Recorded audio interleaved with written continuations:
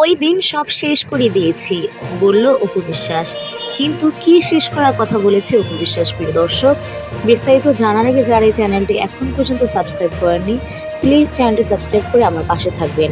ঢাকায় চিত্রনায়িকা অপু বিশ্বাস 2 দশকের ক্যারিয়ারে ভক্তদের উপহার দিয়েছেন অসংখ্য সিনেমা। তবে বর্তমানে পর্দার ব্যস্ততার থেকে অনেকটাই আড়ালে রয়েছেন এই নায়িকা।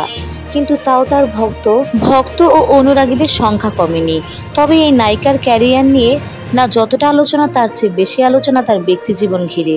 বলা বাহুল্য, ভক্ত মহলে অপু বিশ্বাসকে নিয়ে সবসময় কম বেশি চর্চা থাকে তুঙ্গে।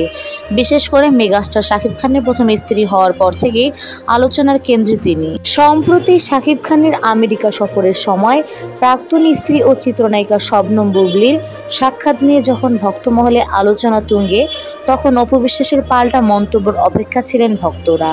কিন্তু বিষয়টা নিয়ে তখন একরকম নীরব ছিলেন নায়িকা। বলে রাখা ভালো, সামাজিক মাধ্যমে অপু একটি পোস্ট দিলে বুবলি পাল্টা পোস্ট দেন, আবার বুবলি কোনো পোস্ট দিলে অপু পাল্টা পোস্ট করেন। 2 নায়িকা তথা 2 সতীনের এমন ভার্চুয়াল দ্বন্দ্ব লেগেই থাকতো কম বেশি। কিন্তু এবার অপু নীরবতাকে তার ভক্তরা ভেবে বসে বুকে কষ্ট চেপে হাল ছেড়ে দিয়েছেন নায়িকা। কিন্তু সম্প্রতি এক পডকাস্টে অপু বিশ্বাস এসব স্পষ্ট করেছেন, জানিয়েছেন এখানে হাল ছেড়ে দেওয়ার কিছু নেই।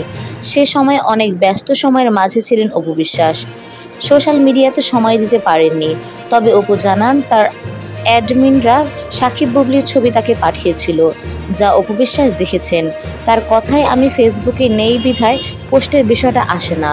আর কি হয়েছিল সে সময় ওটা আমি দ্যাট মোমেন্টে দেখিনি, পরে আমার অ্যাডমিনরা আমাকে পাঠিয়েছিল, কিন্তু আহামরি কিছু মনে হয়নি আমার। এরপর অপু বিশ্বাস বলেন, 15 জন আমি একটি পোস্ট দিয়েছিলাম, আমি তো এখানে কাজ করতে আসছি, কোনো কিছু নিয়ে অভদ্রতা হোক, আমার ব্যক্তিত্বের বাইরে চলে যাক, সেটা আমি করতে আসিনি। কিছু জিনিস মানুষই শুরু করে, কিছু জিনিস মানুষই শেষ করে। আমি ওই দিন সবকিছু দ্য এন্ড করে দিয়েছি।